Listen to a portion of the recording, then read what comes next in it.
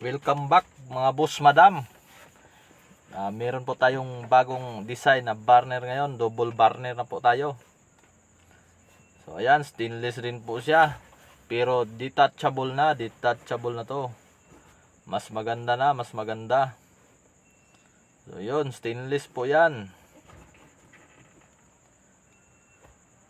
So ayan, yung posit niya. Tapos yan, yung tangke stainless pa rin. Gaya rin ng dati yan. Pero double na siya, double. Double na, detachable pa. So yan. Simple lang tanggalin oh. Yan. Para pag mag-refill ka, pwede mong tanggalin. So ayan yung itsura niya. Napakasimple lang, napakaliit. Napakanipis. So ayan yung itsura oh. So, ikot. Ikot. Yan yung likod. Kitang-kita.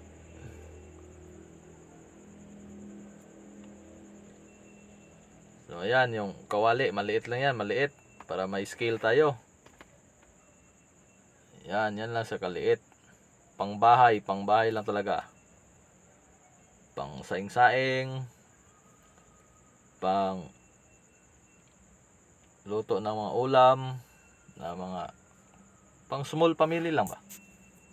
So ayan, detachable yan, yung ano na 3.5 po na tubo ang ating chamber, tapos 1/2 yung burner. Yan, detachable po lahat yan. Yan, ditanggal na siya. Yan, binutasan ko na rin, ditanggal na rin yan. Pati yung chamber para pag maglinis ka, hindi ka na mahirapan, tanggalin mo na lang tsaka itaob. Yan, ganyan oh. Stainless lahat yan, yung mga fittings niya. Ayan, ganyan lang siya pag binalik. Ayan, kusa talagang titigil yan sa thread niya. Saktong-sakto lang yan. Ayan. Bali yung height po ng frame natin is 4 inches. 4 inches lang po siya. Yan, matibay yan. Sigurado ako dyan. Kahit apakan mo yan, hindi ma-disalign yan. Hindi siya madideform. O ito, marumi. Linisan natin ha. So, kalasin muna natin to. Yan. Kalas. Simple lang oh. Smooth lang yan, smooth. Yan. Pwede hindi mo tanggalin yung burner. Pwede mo rin tanggalin. Yan, tanggalin muna natin to. Mas maganda.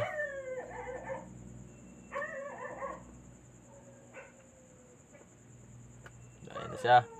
Yan, pag marumi, kuskusin nyo, itaob nyo. Pukpok nyo lang konti oh. Tanggal na, linis na. So, yan yung advantage natin pag detachable. Mas madali siyang linisan. Tsaka, malilinis mo talaga ng maayos. Yan. Pag sakaling nagbara yung burner nyo, tanggalin nyo lang. Brasin nyo yung butas. Ayan. Ready na ulit. So, yun. Kabit natin ulit. Linisin, sigurado talaga malinis yan. Kasi, itatak-tak mo eh. Ayan na siya pag ano. Ayan.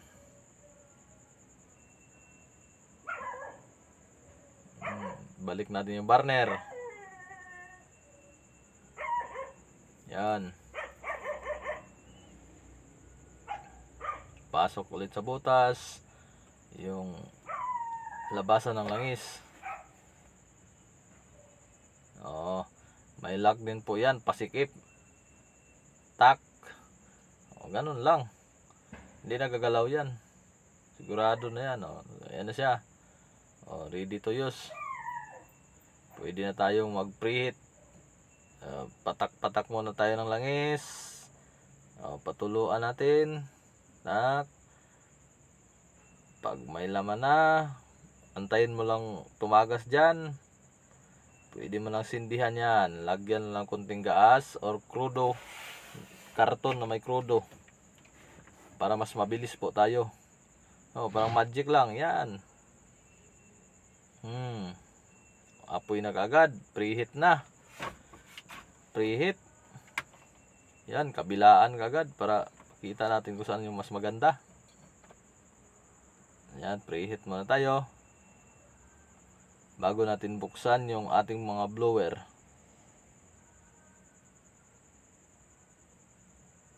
Yan. Mahina lang muna. Pagka mag-starting ka talaga, mahina lang muna. Yan Yan, gaganda na yung apoy niyan pag may hangin na. Yan, ito pa yung isa. Buksan natin. Yan. Antayin mo lang, magbo-blow rin yan. Yan hanapin natin yung panundot. Sundutin natin to. Para yung mga karton malubog talaga sa langis. Saan na yun? Up. Yun. Para yung mga karton na sunog malubog sa langis. Di ba mas maganda yung apoy? Lalo pag may salang na yan, mas maganda yan. Mas lalong lalakas yan pag uminit na. Ayan, mablo na, bluish na Kunti pa lang yan. 1/4 o 1/2 full. Yan yung full. 1/2 lang, kunti lang tayo, kunti lang. 1/2 lang, 1/2. 1/4 lang. So ayan. Ayos na. Pwede na to sa langan. Yung patak ng langis natin 1 drop per second lang. Sigurado na yan. Ayan blue na Ang ganda ng apoy. Blue na blue. Lakasan natin ng konti. Dito sa kabila. Yan, blue rin yan. Mas malakas. Mas marami kasing langis dito sa kabila. Yun. Daming karton. Nasubrahan sa karton. Mas maganda na yan pag wala na yung mga karton. Kunin natin para lumabas sila yung mga sunog na karton.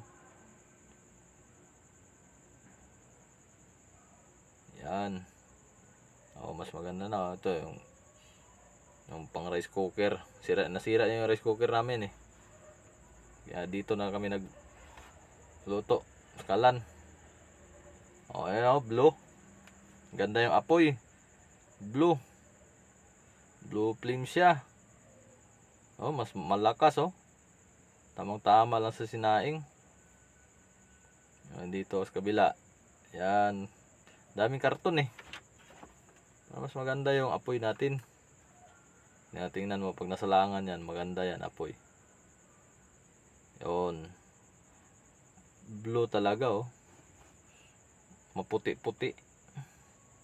Ito pag nasobran sa langis, naninilaw yung apoy. Pero pag makontrol mo na yan, mas maganda na yung apoy niyan. Yan lakas, di ba? Kahit nilaga ka maghapon diyan. Kaya yan. Tubig, lagyan natin tubig. Salin natin dito. Pakuluin natin. Yan. Malakas. Parehong maganda yung apoy. Malakas din kasi yung blower niyan Malaki yung blower niyan, malakas. Ayan nakabuelo na. Ganda ng mga apoy. Kalahating kunting volume pa lang yan. Wala pa sa kalahati. Lalo pag pinul natin yan.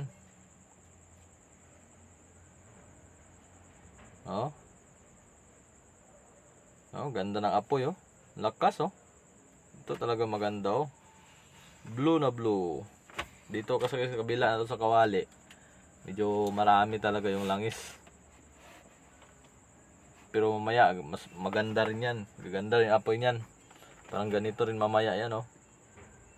Ito, purong-puro, oh. Ganda ng apoy. Oh, kumulo na. Lakas talaga. Pagkasimple lang yan, pero napakalakas. Maganda pa yung apoy.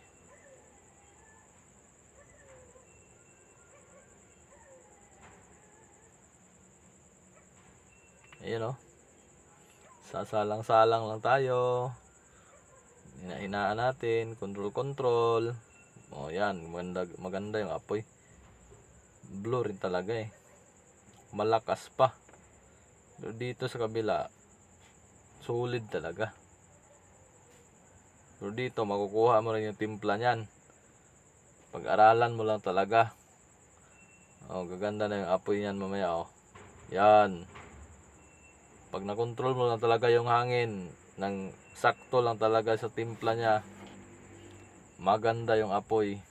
Ang ganito, huling-huli. Yan, lakas, oh. Makin mo yan.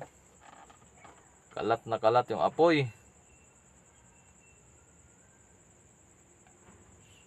Napakagandang apoy. Ayan, blue na blue siya. Walang itim ang kaldero mo dyan. Pagka ganyan ang apoy. Malakas na blue pa.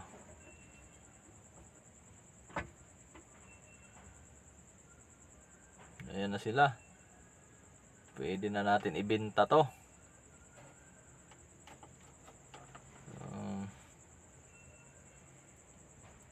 Bagong unit natin to, ha. Kaya kung may mga kursunada, PM na lang kayo. Pero hindi ko alam kung paano mag-shipping. Iyon lang yung mahirap doon. Hindi ko alam paano mag-shipment nito. Dito kasi sa amin, na-order lang nila, inahatid ko, pre-delivery na. Basta Aklan area lang, pre-delivery. Kahit sa Boracay ka pa, pwede deliver, malapit lang eh. So ayan, okay na yan. Kitang kita nyo naman yung apoy. Napakalinis, blue na blue. Napakalakas. Maliit lang, space saver. San ka pa? Stainless pa. Ayan, oh. Kita nyo naman, oh. Bye-bye.